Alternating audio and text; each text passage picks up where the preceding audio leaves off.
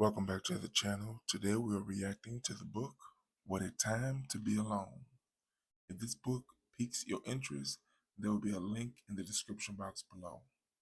Also, please check out my second YouTube channel titled See My Power. It's the men's version to this channel. Help me grow this channel by getting this video to 1,000 likes. As always, don't forget to like, share, watch more videos, and subscribe to the channel. Whole Story Quest Audiobooks presents What a Time to Be Alone by Chidera Eggerue, narrated by Chidera Eggerue. What a Time to Be Alone is a book by a recovering hypocrite. It's here to remind you that no matter where you find yourself in life, you will always have to face your truth. All of it. You're not alone, you're not crazy, your feelings are valid, and it's time to make peace with them. All of them. This book has been divided into 3 important sections. You. It's all about evaluating your self-worth, taking your time to heal, and knowing how to handle yourself better in this messy world. Them. It's less about you and more about the ways other people can become dangerous if we don't know how to avoid their demons, but also about understanding that everybody's protecting themselves from something, no matter how aggressive their method is. Us allows you to understand how to avoid toxicity, shows ways to grow and sustain productive relationships, and lists the healthiest ways to end relationships which no longer feel fruitful. It's time we learn to find security in our solitude. Thankfully, it's never too late to find safety in yourself. Are you ready to meet yourself? You're supposed to be here. You might be lost, you might be confused, your life might feel like it lacks meaning, but you're still purposeful. Maybe you aren't doing as well as you thought you'd be doing by now. Everyone around you looks like they've found their mojo. The world seems to be moving faster and further without you. But just remember, you're still purposeful. Loads of people, including yourself, find you annoying. You have an extreme case of butterfingers when it comes to handling important things, like relationships and the lens you borrowed from your mate. People talk over you in group conversations, but you're still purposeful. Hope is never all lost. Hope is simply hiding, and if you're reading this book, you're ready to find it. First things first. Allowing other people to be time killers while running away from the responsibility of loving ourselves happens to everyone, but it should be avoided. It always ends in emotional disaster. Nobody is ever going to be able to fill your U-shaped hole for you. Nope, not that hole. The gaping hole we all have inside that deeply craves validation, love, and comfort. It just won't work. You've got to be fond of yourself enough to support yourself emotionally, regardless of the intimate company of someone else. Loving yourself does not make you vain or conceited as long as you have respect for other people. The world loves to paint confidence in a terrible light because to be confident means to be self-sufficient. This is a threat to a world built on a multi-billion-dollar industry that tells you that you aren't doing you right. Find your own sense of this and the rest will follow. Save some love for yourself. You deserve it. Try not to be a prick. Human beings have been designed to disappoint. That's the brutal, sad reality. It's a pretty bitter large pill to swallow, but once you finally come to terms with this truth, life won't hit you as hard anymore. The thing about human beings is that we treat others the way we feel about ourselves, and most of the time we don't even realize it. This is why it's important for you to learn to not internalize the way people choose to treat you. If, like me, you're one of those super sensitive people who genuinely dies a little more inside every time someone takes advantage of your kindness, or pretty much ignores your existence whenever they feel like it, you've got to remind yourself that nothing is ever really that personal. Even kindness. It's all a reflection of how that person is feeling about their self. So if someone decides to be a prick to you, don't bother yourself with the emotional turmoil. Just remember that they're fighting an even bigger battle with their self. If in doubt, it's always wise to remind yourself that nobody who truly loves their self allows themselves to project negativity onto another human being. It does not get any more simple than this, my friend. Having said that, we all carry the tendency to be pricks from time to time, especially to people we love. Overcomfort creates room for us to take people for granted. Remind people you love them more often and try to remember their allergies. Life is going to kick you in the balls. For no reason. And the key is how you deal with it. It's easier to blame yourself than it is to accept that sometimes life just needs to go wrong now for things to go well later. Muddy water is best cleared by leaving it alone. Healing hurts. Being kicked in the balls hurts. Being ignored hurts. Sometimes everything just hurts and you don't know why. As kids, we were always taught, if you want the wound to heal, don't touch it. Why? Because as good as it feels to scratch that painfully itchy scab, as good as it feels to ask that question you know you won't like the answer to, it only prolongs the healing process because you're shifting the scab out of place. Apply this to recovery from a traumatic event and notice the similarities in the damage done each time you revisit a scenario you wish you had had control over. Then proceed to blame yourself for being stupid. It hurts, doesn't it? You reach a point where you don't even know what hurts more, the trauma or your disappointment in yourself. The thing about healing is, it's a process. There will be times where you'll self-loathe.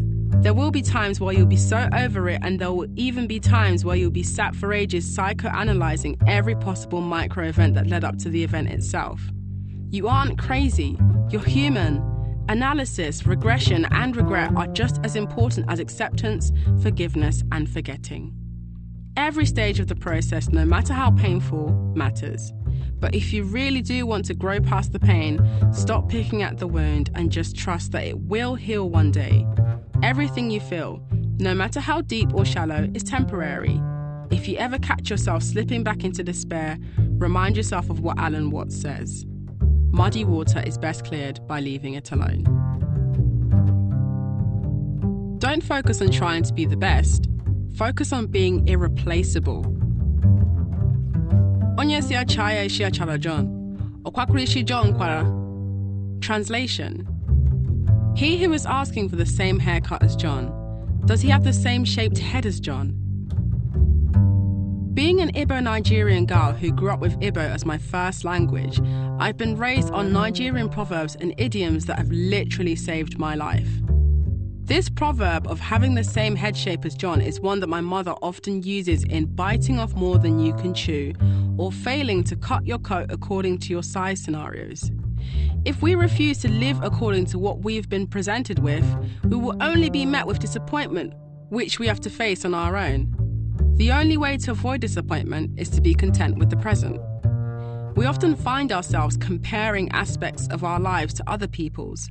Social media hasn't helped one bit. With the rise of people creating online profiles, there's a whole new heap of added pressure to look like your life is together.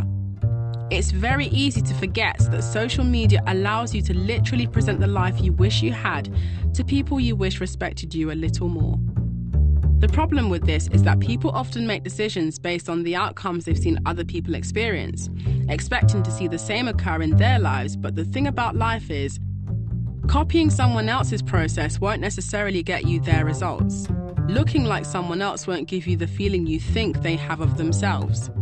Hanging out with people who you think look cool won't necessarily make you cool if you are doing nothing to develop yourself to a level where you can be cool with you without any other association with anybody. As long as you are not making the effort to create the life you want, your haircut is not going to look like John's, I'm afraid. The time spent looking at other people is the time that should actually be spent on self-development. With all the time we spend preying other people's social media accounts, imagine what we could have achieved by now if we directed all that energy inwards instead. Boredom is the ideal breeding ground for bad decisions. A lot of regrettable scenarios can be avoided if you just buckle down, focus on your goals, and try not to give in to temporary temptations that will only distract and delay you from achieving the things you deserve.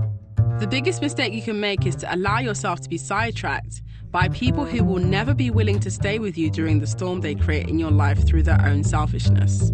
Do better. It doesn't really get better. You do. At some point, you finally get over it.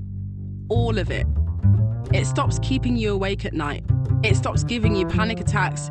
It stops reminding you of how out of control you really are of the world around you. Instead, getting over it reminds you of how in control you are of how you choose to interpret your experiences. It also reminds you that change will only ever create one thing: more change. So it's time we stopped fearing it and started being open to it. The fear of change is what delays growth.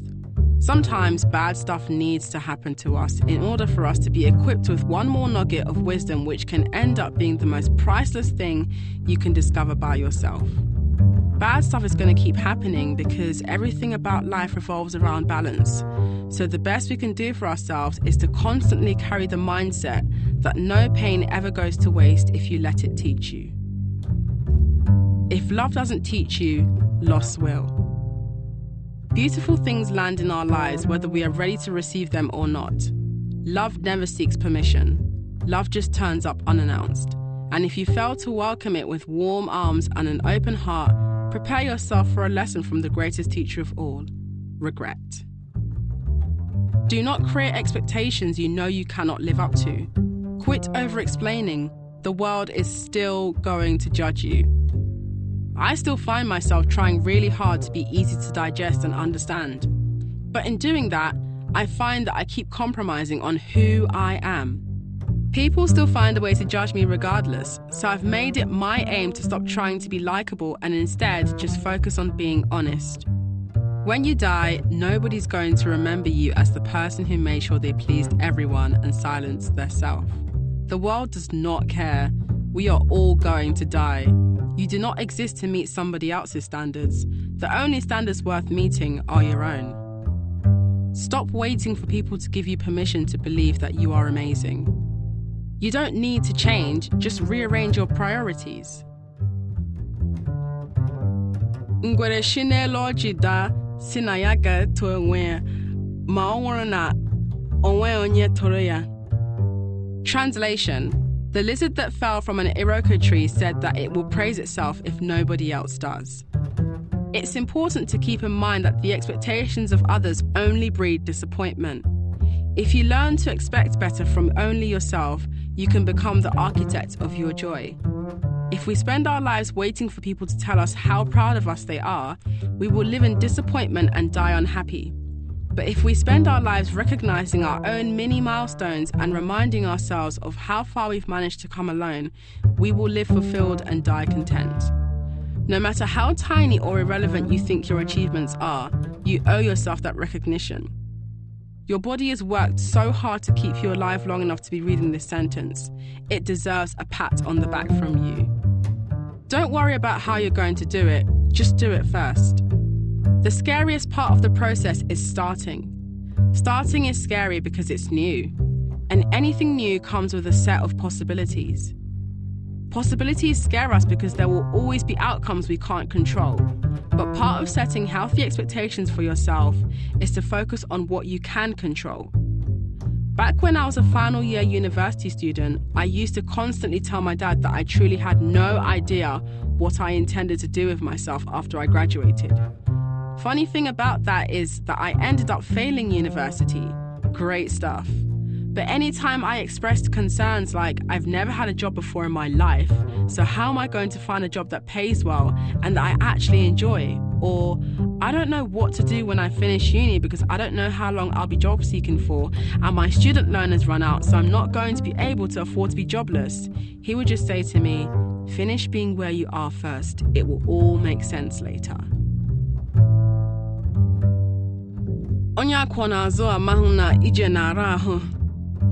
Translation: the person being piggybacked doesn't know how hard the journey is. Recognize your privilege. Whiteness is a privilege. Being pretty is a privilege. Being born in a country that isn't war-torn is a privilege. Being born white means you'll be treated better than a person of color in some way or another, be it subtle or obvious. Being seen as pretty according to society standards means you'll receive better attention than someone who does not fit the standards. Being born in a country that isn't war-torn means you have a better chance of having a higher life expectancy than someone who doesn't have this privilege. But privilege is not necessarily a bad thing. It's how you treat others based on it. It's how you use it to shape your own life. It's how you allow it to influence the way you view yourself that matters. The thing about privilege is that it's not a right. Unless you are made to understand that privilege doesn't automatically make you more deserving of good things than another human being, you will roam this world being self-entitled. Let's take whiteness as an example. White people are not born bad. Your race does not define the quality of your character. However, the learned self-entitlement that often comes with whiteness creates a way of thinking that breeds the mentality that whiteness has more value than blackness, and for this reason, the world is in a situation where a black person is seen as less valuable than a white person. But there are ways around navigating white privilege.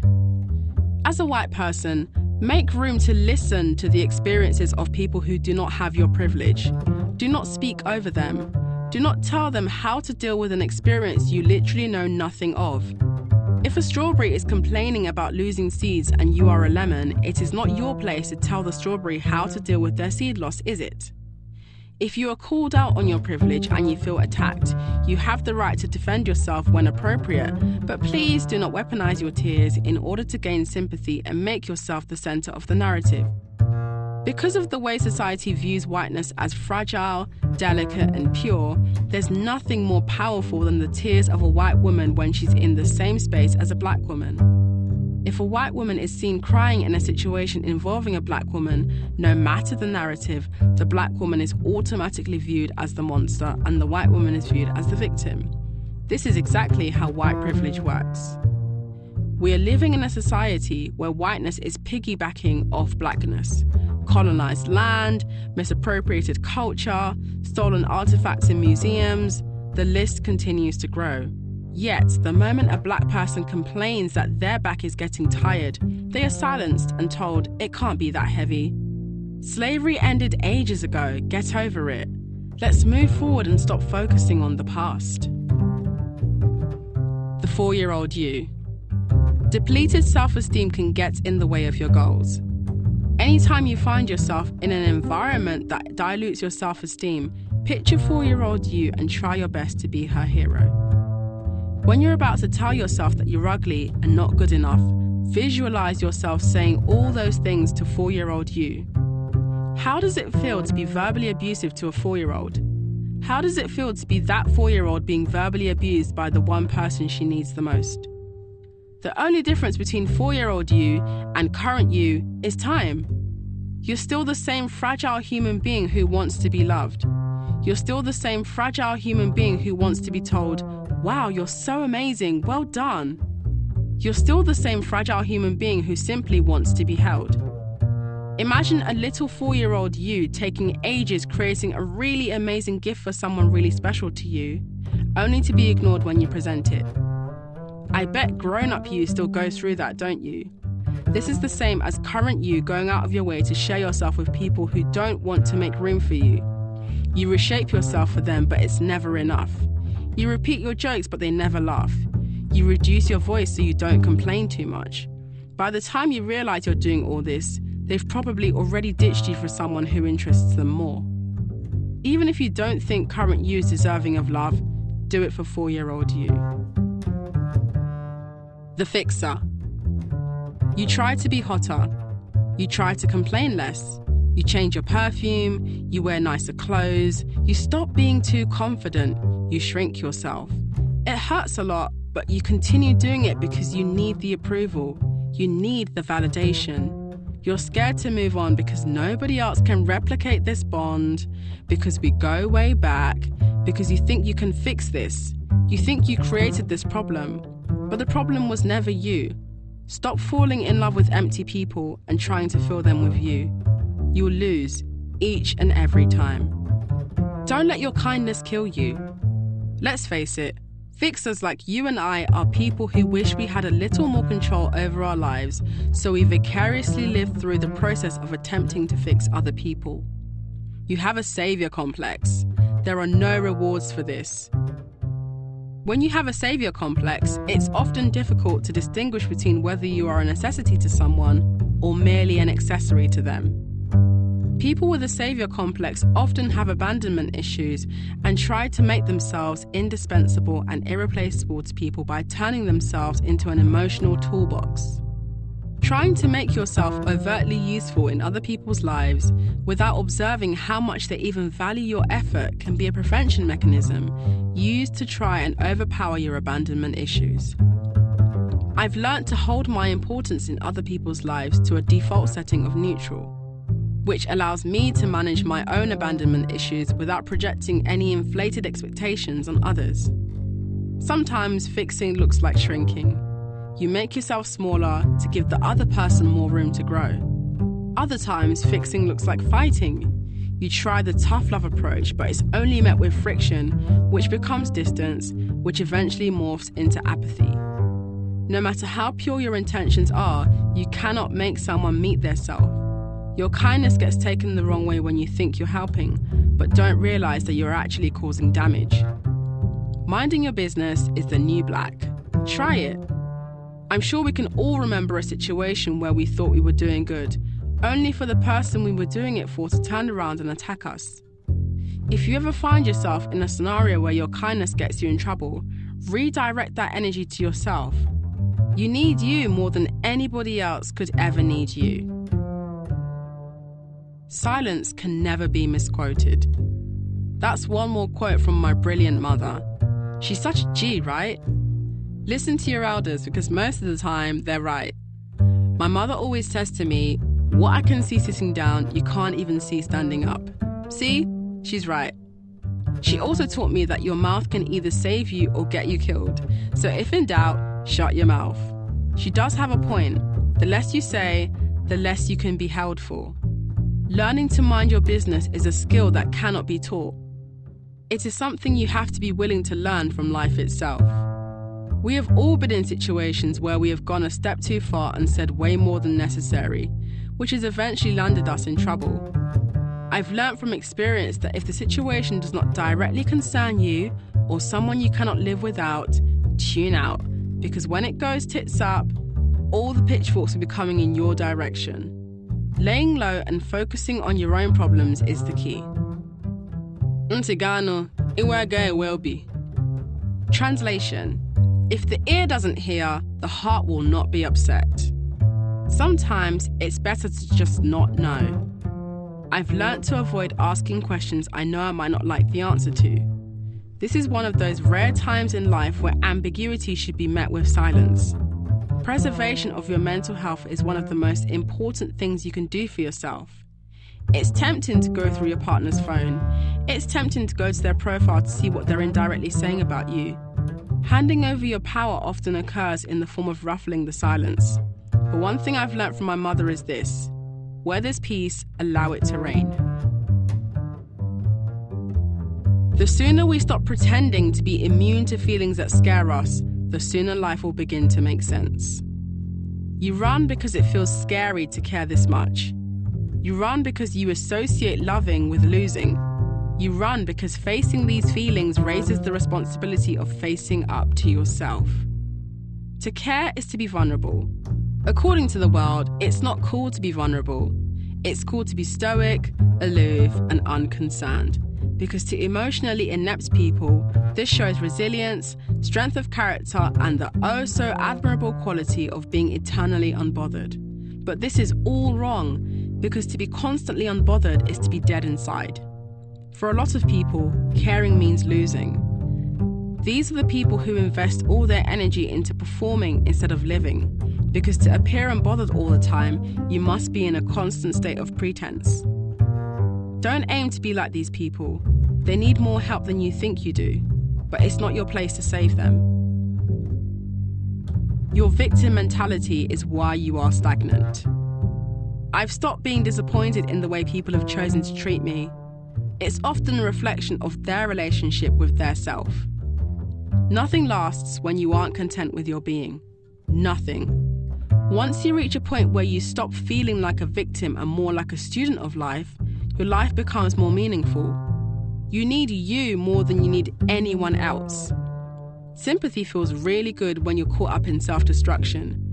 But anytime I find myself slipping into my toxic victim mentality, I remind myself, whatever happens to me, I'm in control. Remember, never feel defeated by a no. Take it as a not yet. Learn to take any loss like a boss. No matter how much it hurts, no matter how embarrassing it feels, grow through it. Let it teach you. Every situation that does not work in our favor is there to show us a side of us that we really needed to see. If you aren't losing, you aren't learning. Everything happening to you is for you. Life is one big cosmic mess, but everything you're going through is pushing you closer to the person you need to be. Human beings are finding smarter ways to curate the lives they wish they had for other people to observe them through a phone screen. But they don't tell you that the better your life gets, the bigger your demons become. Just remember that everything revolves around balance. It will never be perfect, but it will always get better. When it gets unbearable, it's worth remembering. These are the problems that you didn't know you asked for when you were praying for those blessings. Tasting your own magic. Be nice to yourself. Go to Nando's alone. Take walks along the river on your own. Have super long baths and blast your favorite playlist while you do so. Stop waiting for someone to give you that unconditional fairy tale love and give it to yourself. Start right now. Unfollow people who give you weird energy, mute and block people who make you feel uncomfortable for whatever reason.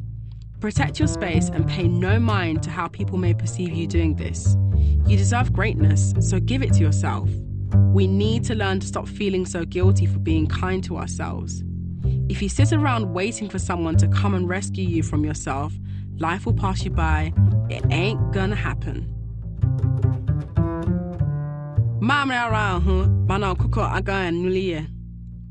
Translation: to pee is not hard, but a chicken can never do it. You ever seen a chicken pee? Of course not. Chickens don't pee. They do release waste, but you'll never see a stream of urine leave a chicken's body. You might be wondering why you're reading about chickens peeing. Peeing is so ordinary. Why is peeing such a big deal? You're right. Peeing is not a big deal to us, but to a chicken, it's an unfathomable task. We spend so much time dwelling on goals we haven't achieved and dreams we think we can't reach that we forget to actually realize how magical we are as human beings. The ability to pee is a blessing in itself. It means your body is working, it means you're healthy, it means you are alive. Peeing is so effortless to us, but we never stop to actually think about the complexity of the process our bodies undergo just to create pee. We take ourselves for granted.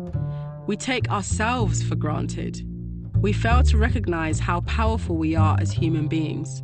Next time you go for a pee, think about how complex, special, and magical you are. Repeat after me. I do not owe anybody pretty. Whichever state I choose to show up in will always be enough. You are not here for anybody's consumption or amusement. Do you know how short life is?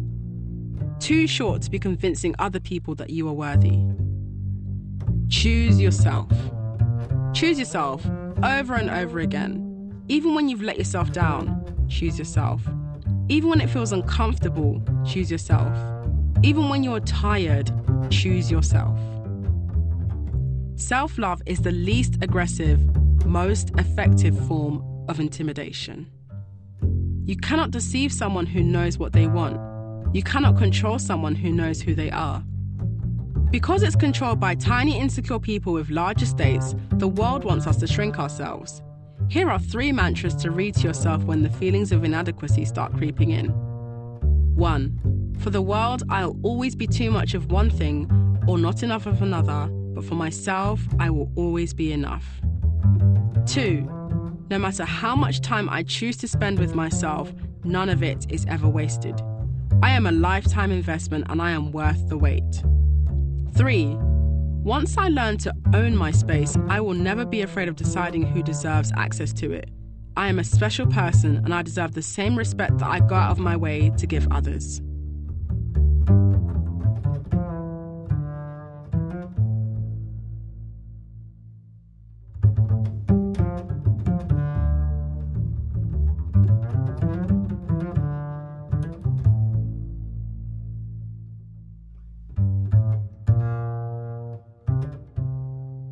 Them. No matter what, always remember, you are allowed to change your mind about how you feel about other people. If they keep bringing up your past, they belong in it. We reject the truth that people treat you not how they feel about you, but how they feel about themselves. This is because the ego wants to be the center of attention at all times. When things go wrong with other people, it's easier for you to blame yourself than it is to accept that sometimes people don't know how to act when they have nice things, simply because they've never had nice things.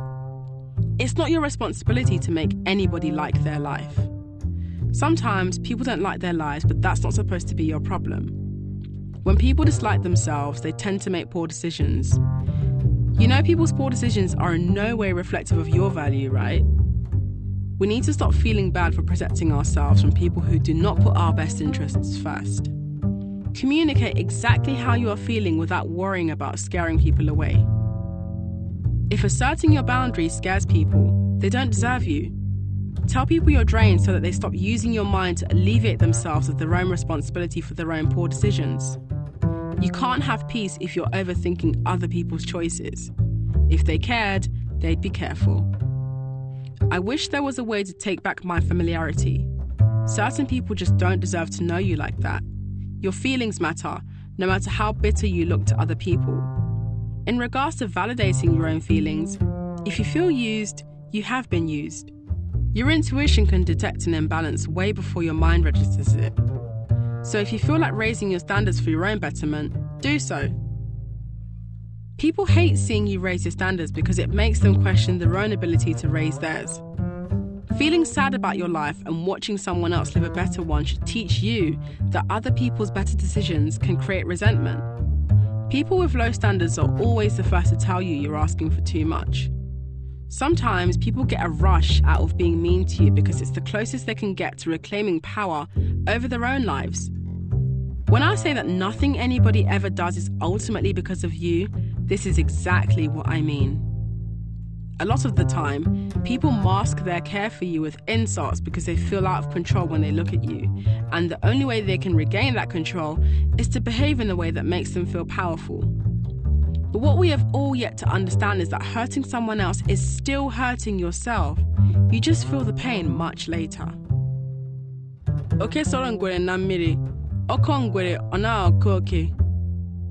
Translation: when the rat follows the lizard out into the rain, it's only the rat that gets soaked.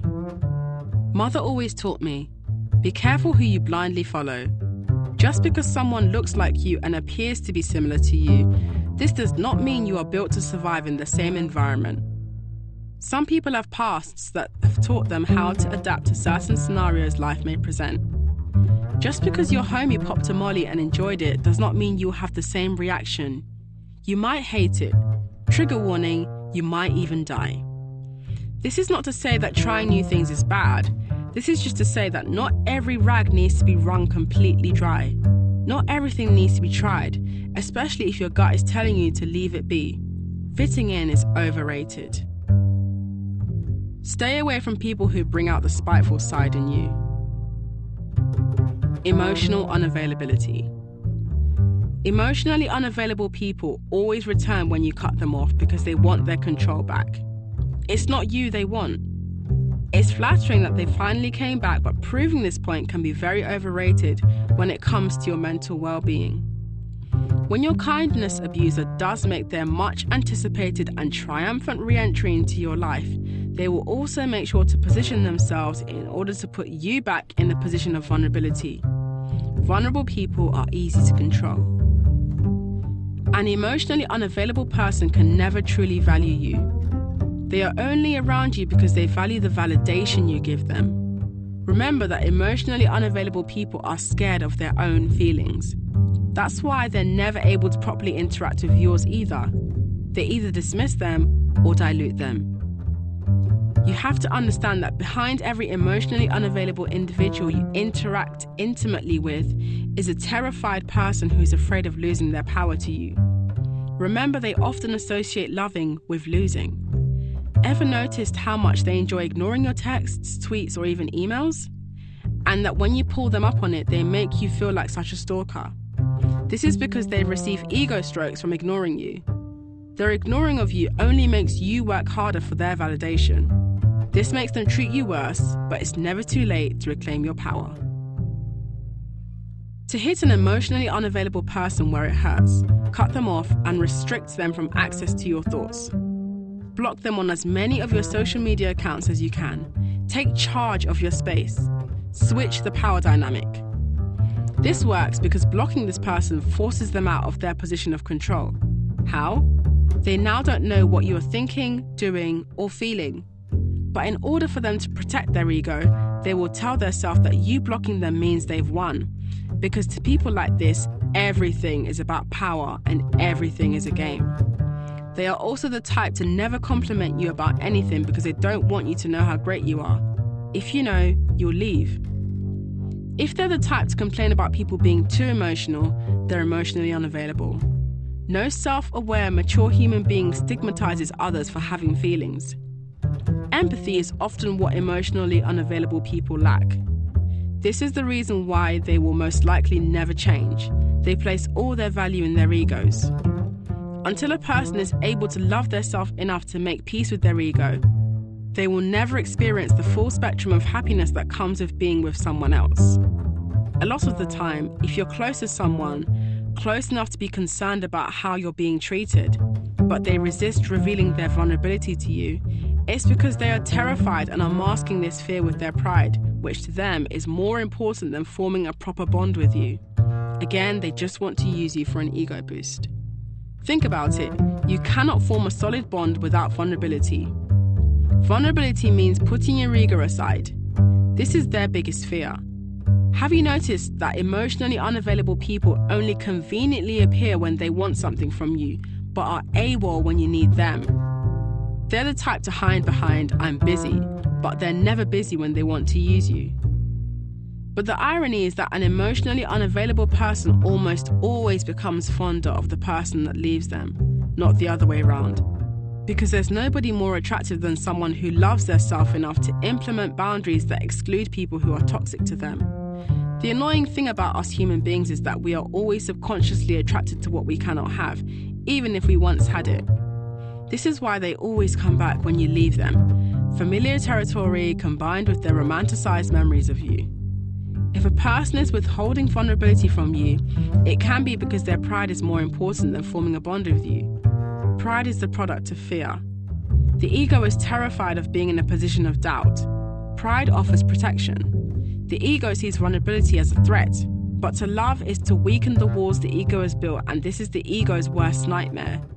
If someone has more pride than vulnerability to show you, they are not in a position to love you healthily.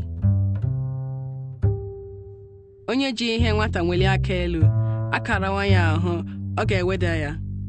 Translation: the person holding a child's toy up high will eventually put their arm down when it starts hurting. Bullies will always quit in the end. Insecure people receive a rush from getting a reaction out of someone they have a hold over, but they give up when they realize that their victim has grown indifferent to their abusive tactics. Never give people a second chance to violate you, no matter how small or large scale it was. It doesn't matter how long ago the violation was. As long as you feel as if that person doesn't deserve contact with you, stand firm, even if they try to gaslight you by calling you crazy. This is the last flop a fish makes before it dies. It's always tempting to give them a third chance based on nice behavior, but their currently being nice to you doesn't cancel out the particular violation that still affects you. Put your peace of mind first. They don't even deserve an explanation as to why you don't want to speak to them again. An interaction with you is too much of a reward. With the level of self-love I've reached, certain people will never be hearing from me again. That will be far too much of a privilege. Mgbe nkịta hụrụ ozu ọkụkọ. Translation: when the dog sees the corpse of the chicken. My mother always says to me in Igbo, when the chicken saw the corpse of the dog, it's fine. But when the dog sees the corpse of the chicken, it's trouble for the dog. Why? Everyone will instantly assume the dog killed the chicken. There's this disease the world suffers from called racism. White people are the chicken and black people are the dog in this scenario. As Black people, we are constantly having to tiptoe to avoid being caught in a dog and chicken situation. We can't be armed in a state that permits firearm bearing because we will always be seen as a threat. So we get shot dead on sight by police with no benefit of prior investigation. But there have been identical scenarios where white people have been taken into custody alive and breathing after carrying out mass shootings because remember, it's okay for the chicken to see the dead body of the dog. There's no possible way the death could be the chicken's fault. Friends who give you weird energy that you can't quite place your finger on. They flake on you when you make plans to meet up. Either they forgot or something came up last minute, but this doesn't happen once. This happens enough for you to recognize a pattern that spells out, I don't really care about you. I care about how you make me feel when I need to kill some time, but right now, I've found something more important to involve myself in. So I'll drop you and pick you up if or when I feel like, because I know you'll be there waiting on me. People don't flake on what they believe is necessary. Even if something genuinely comes up, they'll give you enough notice but also make an effort to rearrange to meet up and fully follow through with it, not flake again. If you can relate to being on the receiving end of this, don't bother responding to that person anymore if your relationship with them can be minimized. You deserve to spend your time with people who value it. Remember, anybody who does not respect your time does not respect you. If you feel like you're a flake, quit it. A lot of the time, flakiness comes from heavy anxiety. As someone who has dealt with very serious anxiety, I'll let you know this. You're better off keeping your distance consistently rather than flaking here and there and becoming known as an inconsistent person. Ever been in a situation where someone you consider a close friend suddenly stops congratulating you on your achievements like a real friend should? As much as external validation is not something we should be reliant on, it is important to keep in mind that someone who calls themselves your friend is someone you should be able to share your joy with. Someone who encourages you to go for it. Someone who reminds you not to give up. Someone who cheers you on. If you're beginning to notice that your friend no longer plays a supportive role in your life, it's important to understand where this sudden change of energy has come from. It's a tough one to admit to yourself, but they may simply be jealous of you, especially if you are always coming to them with good news. This can sometimes create jealousy because you are reminding them of what they wish they could achieve, especially if they are in a stagnant place in life. But jealousy doesn't make you a bad person. Being a flake doesn't make you a bad person. These behaviors are all responses to deeper personal issues. While it's wise to minimize time spent with people who set off alarm bells in your gut, it's also compassionate to keep in the back of your mind that people are really out here trying to fight their demons. People who suddenly start hanging out with the same people they've been claiming to dislike. This is a red flag. People who cannot make their minds up on whether they like or dislike someone, especially after bad-mouthing them, are indecisive and most likely latching on for their own personal gain. This can be dangerous because it means you cannot trust them. They don't even trust themselves. A lot of the time, they're in fact jealous of that person but cannot help but like them at the same time. This level of confusion is far too messy and can only make you question how that person really feels about you. Having said that, people who do this really aren't bad people at all. They are still growing and overcoming insecurities beyond your understanding, and they haven't yet reached a stage where they are mentally mature enough to be morally consistent. We have all been in a position where we have gone back on our word and behaved like a total hypocrite. This is part of being human, but it isn't justifiable. We can all do better. If you feel like you are very similar to this type of behavior, ask yourself these questions. What is it that draws me to this person that I dislike? Why do I dislike them? Is it because they remind me of myself? Does this reminder threaten my sense of identity? Does this person remind me of who I wish to be, but I haven't figured out how to get there yet? Am I taking my frustration at myself out on this person? Onye na-ere igbozu na-ekpe ekpere ọnwụ ndị mmadụ, mana ọ na-atụ ụjọ ọnwụ kara onye ọbụla. Translation: a coffin merchant prays for the death of others but fears death more than anyone else. Horrible people surprisingly don't like it when you're horrible to them. Sometimes, I forgot actually means I didn't care enough to pay attention. Let's be real, this is subjective, but you'll know when someone you care about forgets something seemingly unforgettable. You'll know when someone you care about overlooks the significant details about you. You'll know when someone prefers the idea of you to the reality of you. You'll know. People know exactly what they're doing when they're taking advantage of you. Apologies do not change intentions. Not figuring out sooner doesn't make you stupid.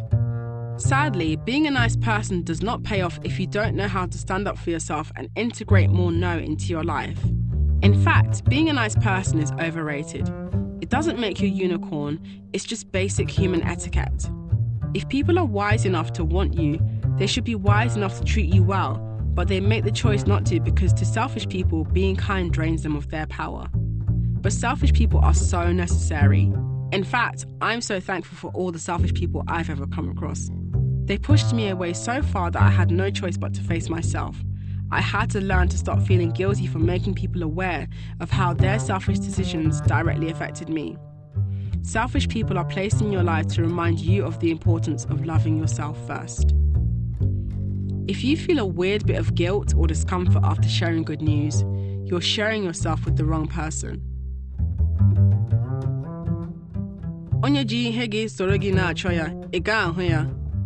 Translation: if someone is helping you look for what they stole from you, you'll never find it. Be mindful of who you take advice from. Manipulative people are skilled infiltrators of the mind. Don't be scared to raise your standards. Nothing is ever worth lowering them for. Stand firm in what you believe you deserve. When you raise your standards for yourself, you stop getting excited over people showing interest in you because you're interested in you too. Don't be afraid to raise your standards. You'd actually be surprised to know that there's someone out there more than willing to meet them. I used to be scared of having overly high standards until I met people who lived up to them without even trying. This is your life and you are allowed to dictate your standards for yourself. You become a lot more strict with your standards when you realize how valuable you are. You also learn to understand that you are carefully created with intention, purpose, and a divine reason that exists beyond surface value, and you do not have to meet anybody's standards if you do not want to. Once you've managed to raise your standards, it's important to not let your boredom lower them. Boredom and loneliness creates the ideal breeding ground for bad decisions. Another thing that happens when you raise your standards is that you'll be presented with people who regard breaching your boundaries as a challenge and will seek a thrill in attempting to find loopholes in your requirements. You're a human being. There will be times when you'll be tempted to lower your standards. There will be times when people will be worth the exception because the value they add to your life is meaningful to you. What they don't tell you is that the higher your standards are, the stronger the temptation will be to compromise, because having higher requirements for your life can be isolating. Not everybody feels the need to demand better for their lives. Having higher standards often means you'll no longer be able to relate as much, or at all, to the same people you used to enjoy spending time with. This is the bittersweet part of it all, but choosing yourself is never a bad idea. Prioritizing your standards does not make you selfish. It's hard to find a motivator to maintain your standards, but sometimes pain from the past can help you.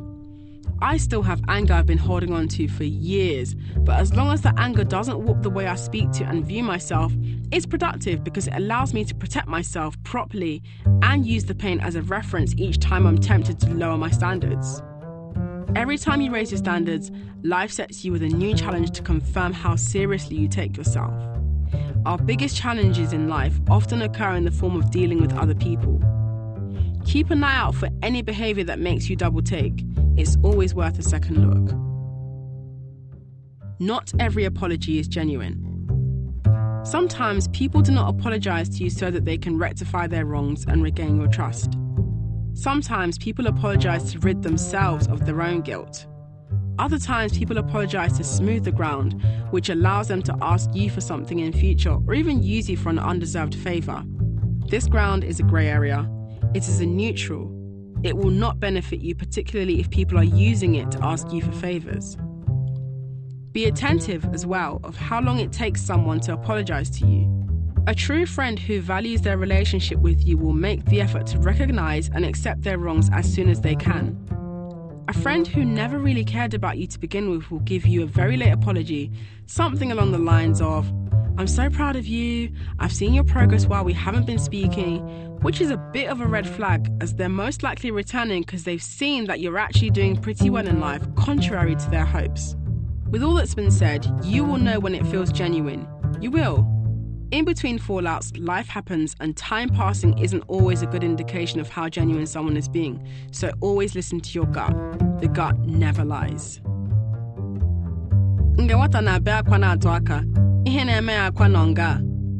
Translation: where a child is crying and pointing their finger, what is making them cry is there. That crying child is your intuition. Where there is smoke, there is fire. Ignoring your intuition is far too much of a risk.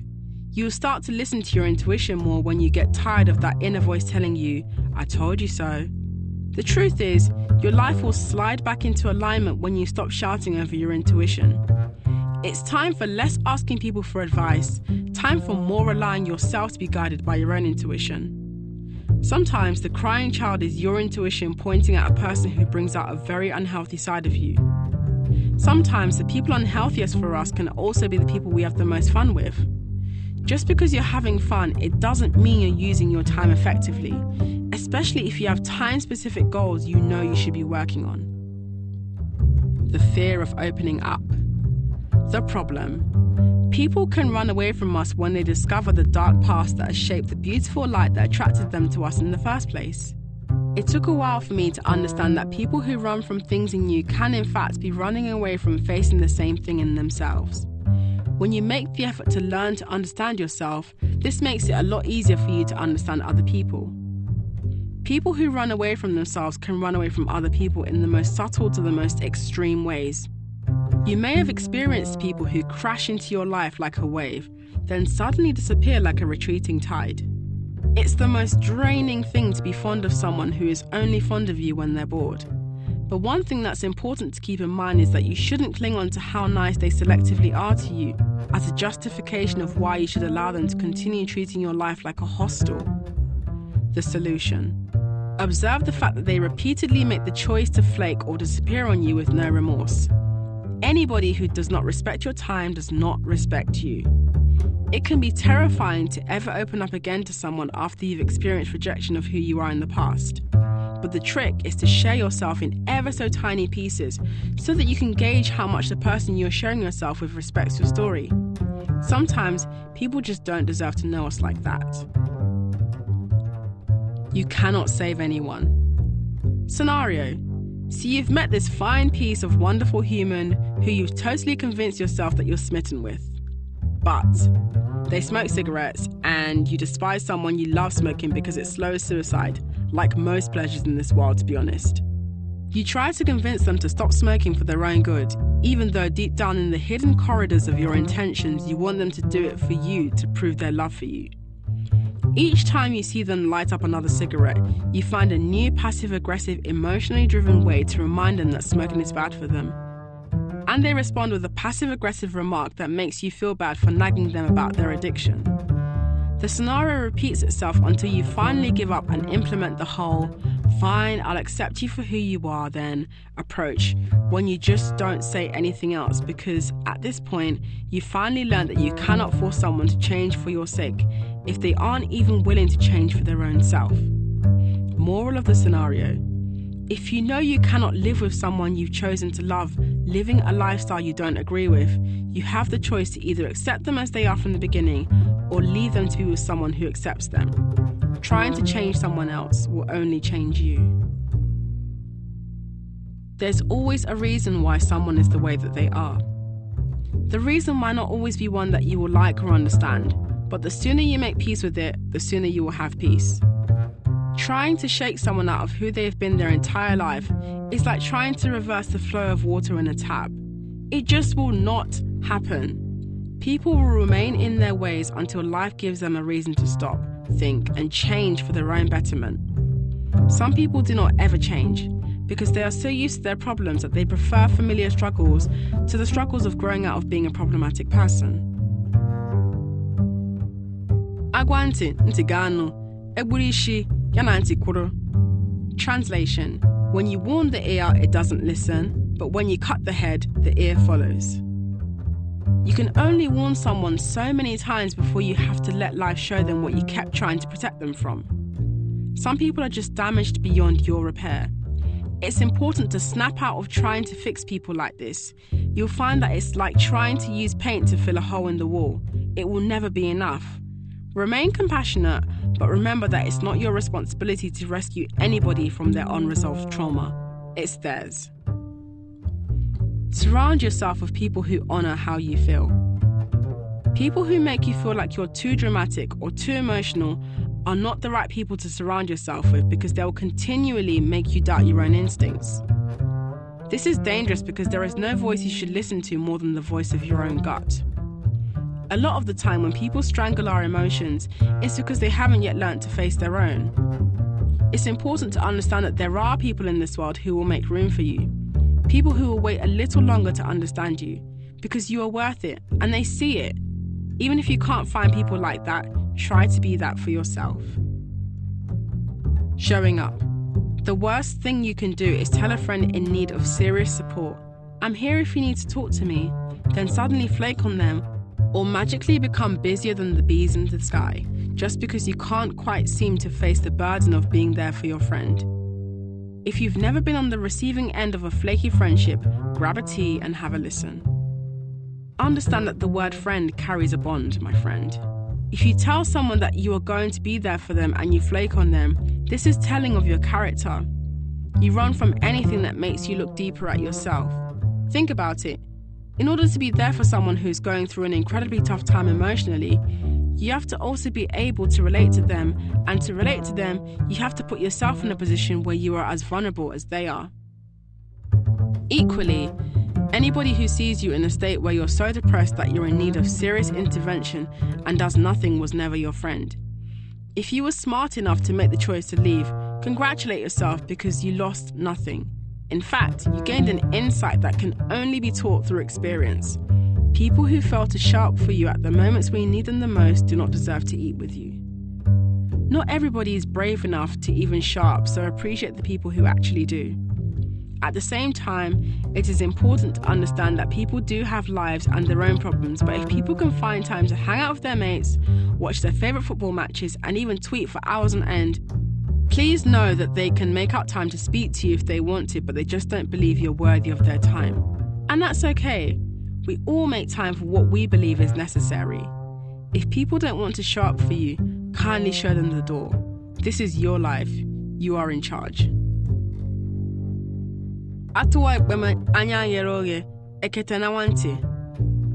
Translation: when you start talking about things with holes in them, the basket starts listening. People will always find a way to notice with a message that nudges their conscience. It's not your job to make people feel better about themselves. It's not your job to silence your truth in fear of awakening someone else's insecurities. No matter what shape you twist your mouth in when you speak, someone will still feel attacked. Focus on your truth. Focus on your message. Focus on you. People will heal when they're ready. Be nice to people for no reason, but don't get attached to how you think they should react. Majority of the time, you're not going to get the exact reaction you'd envisioned, but let the happiness of another soul be your reward. Becoming angry at someone for not being as excited as you wanted them to be only reveals that your intentions of being nice to them aren't pure, they're ego-driven.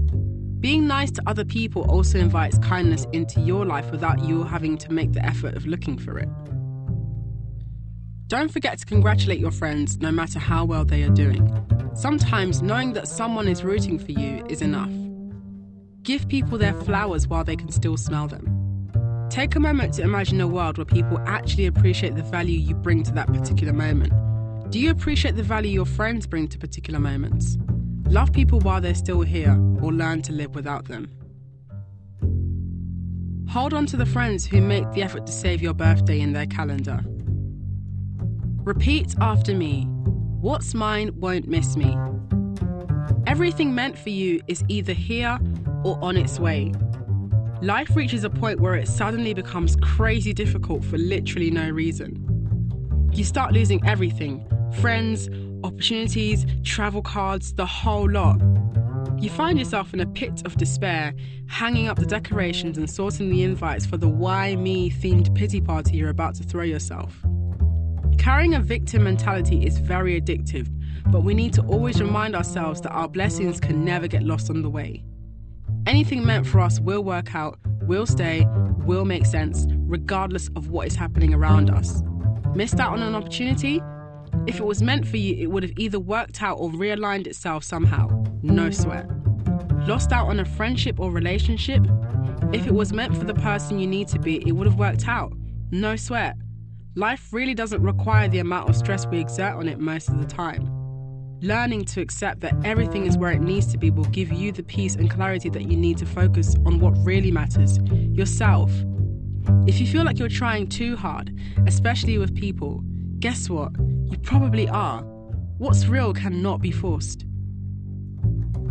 You'll mean the world to someone one day, and it won't just be your mum. Us.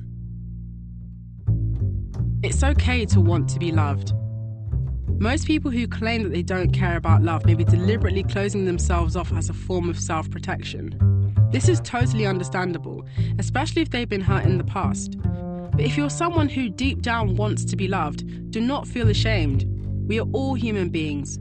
We want to feel valued, accepted, and appreciated. This does not make us weak, needy, or damaged. It makes us wholesome, alive, and in touch with our emotions.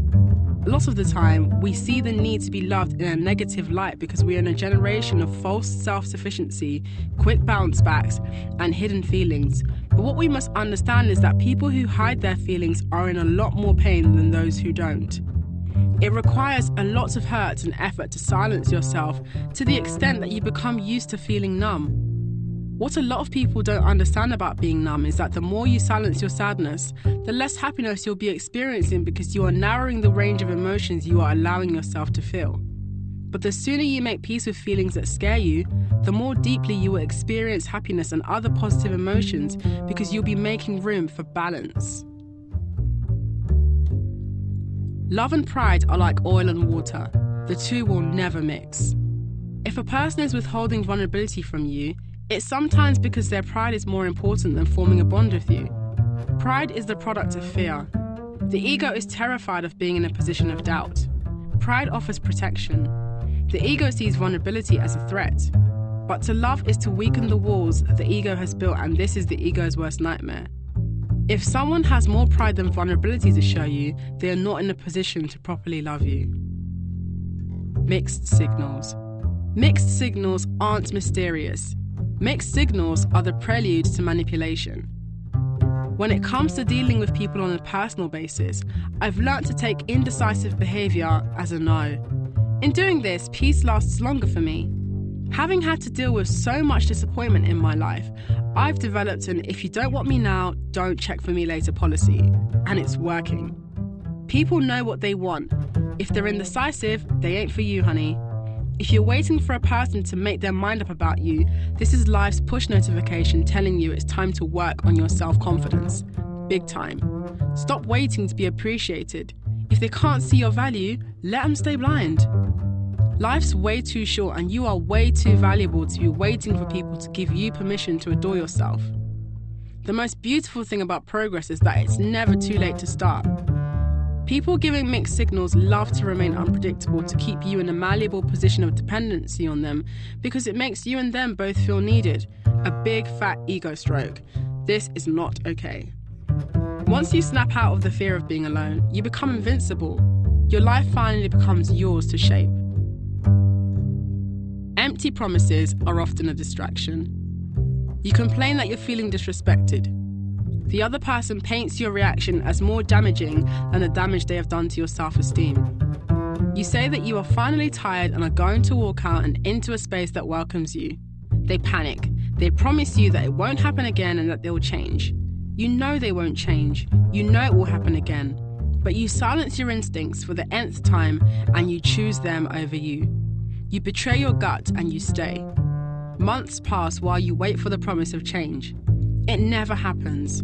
How long do you intend to keep choosing other people over yourself?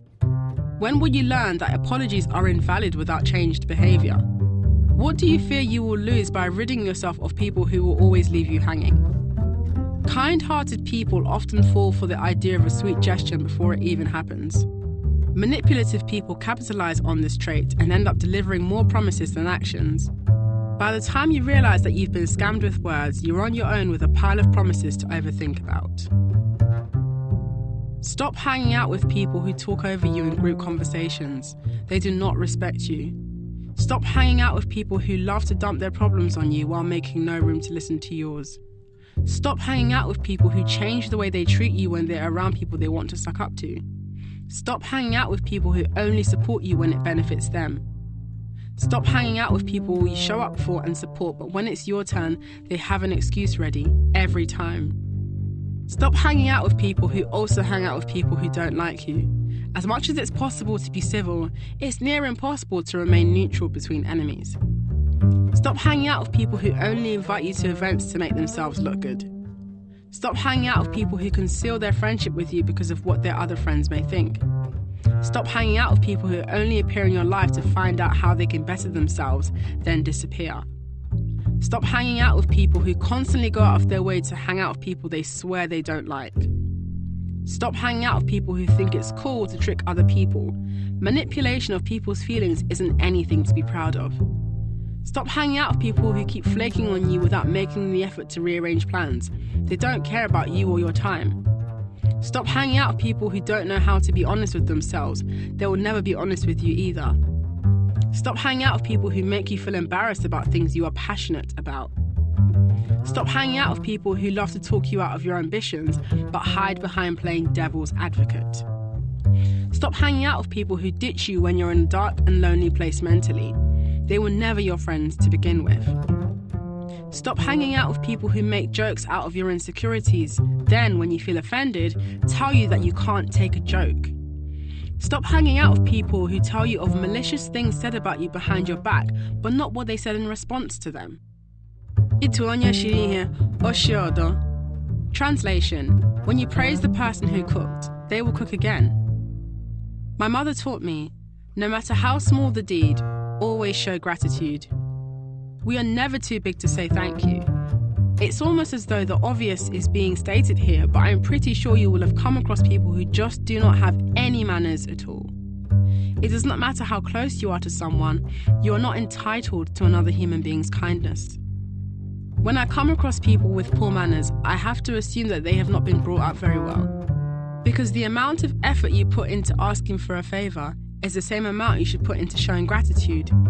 You ever come across people who never fail to give you an underwhelming response every time you make a massive effort for them? Aside from their being ungrateful, this is actually a control tactic of theirs to keep you on your feet. I'll explain further. We make large efforts for people we want to impress because we care about how they view us. Sometimes the people we choose to care about aren't good for us because they turn the care we have for them into a sociopathic game where they enjoy watching us work harder for their validation, so they deliberately suppress any positive reactions to us. If you ever find yourself in a situation like this, stop doing them favors if you have that option. If you do not have that option, e.g. they are a family member, try your best to continue showing your kindness, but from now on, stop internalizing their reactions. They are not happy people and you cannot fix them with your kindness, no matter how hard you try. If you feel like you've been that person being described, it is never too late to start being kinder to people. You need to try to understand why you are choosing to be horrible to people who are nice to you. What is it you are trying to protect yourself from? What has hurt you? How long will you allow this pain to dictate the way you choose to treat people who are kind to you? Chasing people away may have no effect at first until you look around and realize that nobody is there anymore, all thanks to you. Try not to be that person. Explaining why you feel hurt is not always worth it. Good intentions, no matter how pure, are not guaranteed to be understood or received in the same spirit. The only two things in life we can control are our intentions and our reactions. Everything else happens as it needs to, whether it feels like it's occurred in our favor or not. No matter how pure your purpose, you will remain vulnerable to ingratitude, and reciprocation isn't guaranteed, nor is it mandatory. Underappreciation hurts, but not being able to explain the source of your pain hurts even more. Most of the time, we have difficulty expressing our feelings simply because we haven't given ourselves enough time to process them. Forming attachments to expectations will only create disappointment. When you love a person, detach yourself from your expectations of how they should react to your affection and focus instead on what this feeling means to you. All the people we love will eventually disappoint us, but if we learn to manage our expectations and become detached from the unrealistic idea of people living up to them, we will discover that if we can learn to control your expectations, we can control our reality. May you find comfort in your identity instead of seeking safety in other people's. May you learn to visit other people's worlds without feeling compelled to build a home in them. Lower your expectations of others, raise your expectations of yourself.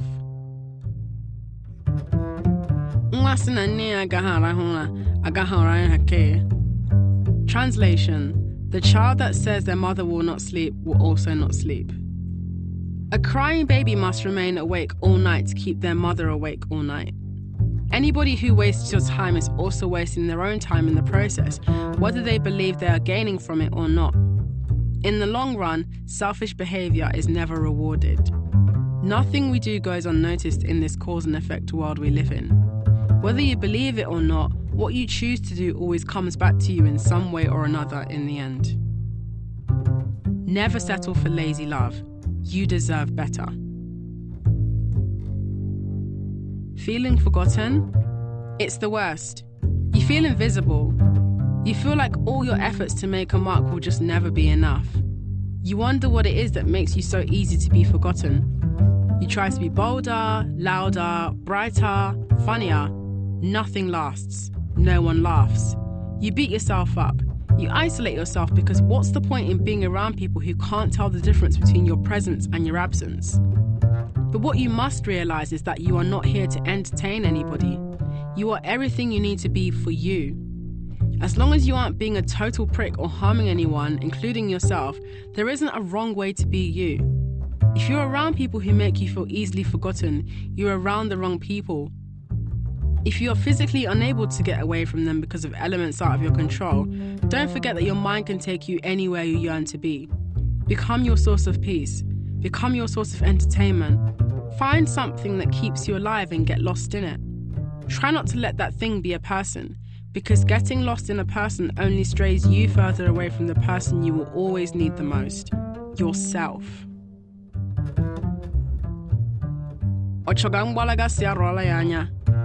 Translation: when someone is looking for an excuse to escape, they'll blame anything. If someone seems to have a problem with you, it's merely an extension of their underlying problem with their own self. Yes, it's possible to be a problem in someone's life, but you aren't the problem here. People like this will often gaslight you into believing everything is your fault by painting your reaction to their toxic behavior as worse than their behavior. You owe yourself peace. Rather than dwelling on what didn't work out, it's time to make room for the greatness on its way into your life. Try not to share yourself with people who don't want to make room for you. You are the key. Feel free to leave. If it hurts a lot all the time, it ain't love, it's prison. Translation: out of the wine comes the truth. Drunk feelings are real. Drunk texts and phone calls should be taken with a pinch of salt, but are still worth making an effort to understand, because even if they are exaggerated or false, they still reveal something of the way the drunk person feels about their self. No matter what state we are in, we will always project onto others the way we feel about ourselves. Yes, it is possible to evoke a feeling in someone else, which means they reach out to you. But in the end, nothing anybody ever does is completely because of you. For example, if an emotionally abusive ex drunk contacts you out of the blue, this is not because they have suddenly unlearned their toxic behavior and made the necessary efforts to repair their self-esteem overnight. Building the self-esteem necessary to unlearn toxic behavior is something that will require a prolonged period of self-isolation to overcome deep-rooted traumas that have created these harmful behavioral patterns in the first place. Unlearning is not a late-night drunk revelation. As flattering as they may feel, drunk texts are barely a romantic gesture if they are coming from a toxic place. Certain mistakes must need to be made in order for the real growth to begin. Mistakes exist to show you loopholes in your own behavioral patterns. Without making mistakes, you will never have any perspective, character, or experience. No matter how embarrassed you are by your mistakes, ultimately, what matters is how much you learn about yourself from them, not how quickly.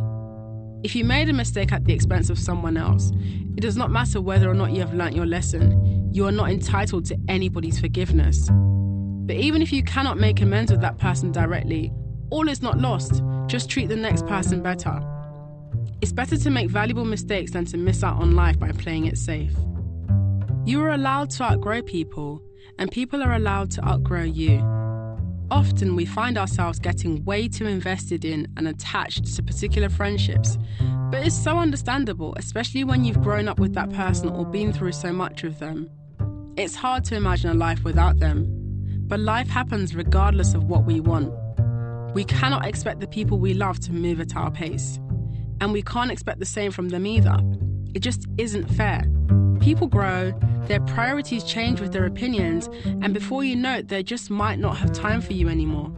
We've all at some point been guilty of throwing a tantrum when our cherished friend can no longer hang out with us.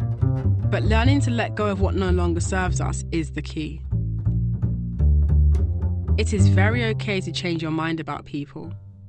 I forgive you, but I've changed my mind about you is a totally valid stance. Take your time. True forgiveness of others doesn't happen until you have been able to sit still with yourself, unpack your own reasoning, and finally let go of the judgment you've been placing not just on others, but on yourself. Accepting that you've let yourself down despite all the efforts you've made to maintain the standards you expect for yourself makes you feel like a fraud. It's nobody's place to rush you or pressure you into forgiving anybody for anything, no matter how much the sentiment benefits you in the moment. Forgiveness of yourself can take a lifetime. Even if you accept an apology in the heat of the moment, only later returning to your senses you are allowed to change your mind. Accepted apologies are not contracts.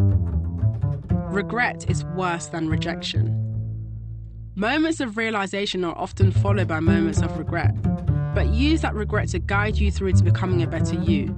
It's better to hear and know than to wonder for the rest of your life what could have existed on the other side of that moment. Uncertainties haunt us forever when we know there was always a chance. Certainty is clarity. You'll get over it.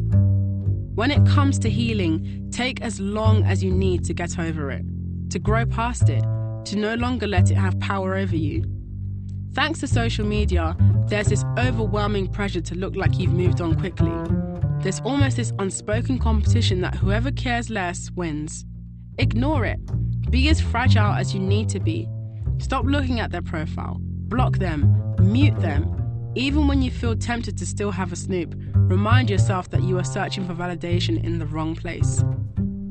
The process of getting over it is tough because it involves unlearning habits and weaning yourself off an environment you are familiar with. You must understand that this is not easy for anyone. A lot of the time, what looks like someone else moving on quickly is actually just a bunch of vital emotions shoved away in a mental attic. Some people are really good at running away from their feelings. But the thing about running away from your feelings is that you are actually running in a very large circle. You will eventually get back to where you started. Your feelings will eventually hit you. If you're running, you are only kidding yourself. Learning to process every emotion for as long as your body needs to is the only way to heal. Honesty with self is the best gift you can reward yourself with, because being in denial only harms you further in the long run. Don't be ashamed if you feel like it's taking you longer than it should to appear to have gotten over it. Our emotions have no expiry date. They will stay with us until they have served their purpose in our lives. Comparing your healing time to someone else's will only prolong your healing. We all have different pain thresholds. Some of us are also better at hiding the way we feel than others. But we are all human and we all bleed, cry, and piss the same stuff. There's no shame in pain. Feel it all and remind yourself that whatever it is that you're feeling right now, be it happiness, sadness, or even boredom, is temporary and will pass like the seasons do. You've got this.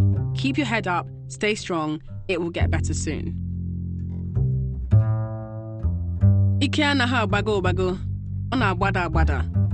Translation: Physical strength never remains permanent, it must eventually decline. You won't be the it thing forever. Instagram might shut down one day and suddenly nobody will care about your 80,000 followers. Relevance in the offline world is key. Having online value and being able to monetize it is an excellent skill for right now. But what about having great character, something social media can never show? Being idolized and borderline worshipped online can have a negative mental effect, making people feel entitled, selfish, and above judgment and criticism. This sort of mental state can negatively influence the way people behave towards themselves and others offline. Having talent, especially online talent, does not automatically make you a nice person. Some famous Hollywood actors may be beating their wives. Certain artists may be hiding under the guise of artistic expression to lure women into being sexually abused. It's nice to be admired, but what's most important is how other people feel while they're in your company. Are you a listener? Do you make room for other people? Do you make the effort to be kind without expecting anything back? When you die, your tombstone isn't going to say how many followers you had on Instagram, unless you request that. Your tombstone will commemorate the energy you left behind. Remember why you left. Feeling secure in your solitude. Being insecure and feeling lonely is the ultimate recipe for self-destruction. You've got to teach yourself to feel secure in your solitude. Boredom is the ideal breeding ground for bad decisions. Occupy yourself with your goals. Honestly, boredom and insecurity are the perfect combination for a lot of poor choices. The more you love yourself, the better the decisions that you make. When you focus on making your life as interesting and fulfilling as possible for yourself, you organically outgrow your old, troubled self. Even if you're alone, you're still in the best company. Being alone will always be a win because you already live a full and amazing life on your own, with great prospects and a delightful future. This book is dedicated to oiling your skin, taking your vitamins, going to cool places alone once in a while, and avoiding scenarios that make you second-guess yourself, no matter how intense the dopamine rush is. May you find security in your solitude. You've been listening to What a Time to Be Alone by Chidera Eggerue. What a time to be alone. You have to admit that this book is very inspirational, it's very motivational. Let me know in the comments the parts that you liked, as well as the parts you didn't like, and also the parts you didn't quite understand. I want to hold a conversation with you. I want to be able to build with you and grow with you as well. Please do not forget to like, share, watch more videos, and subscribe to the channel.